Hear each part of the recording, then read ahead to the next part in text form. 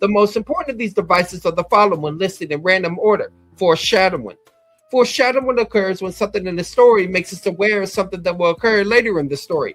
Two things are important about a moment of foreshadowing. The first is that once the foreshadowing has been established, we look for its fulfillment. The second is that when the foreshadowed event actually happens, we remember the prediction.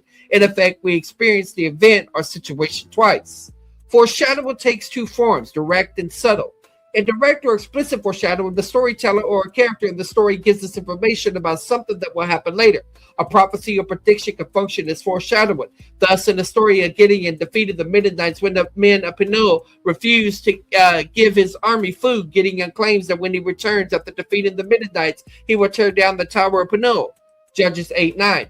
This prediction and threat are a foreshadowing of what actually happens later in the story. Verse 17.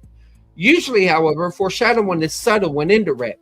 We as readers need to recognize an implied foreshadowing, and of course, we may not recognize it at first reading when we are ignorant of the later fulfillment. For example, because we know that Samson's Nazirite vow required him not to cut his hair as a precondition of his strength. When he tells Delilah that he will become weak if his hair is cut, Judges 16:17, we experience it as a foreshadowing of what later happens to him. Suspense. Suspense is a moment in the story when we're led to wonder what will happen next or how an action will turn out.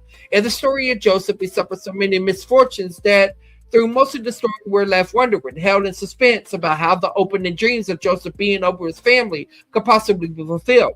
Again, in the story of the stolen blessing, when Jacob enters the tent of Isaac in disguise, Genesis 27:18, we're gripped with suspense over whether or not Isaac will recognize that he is Jacob instead of Esau.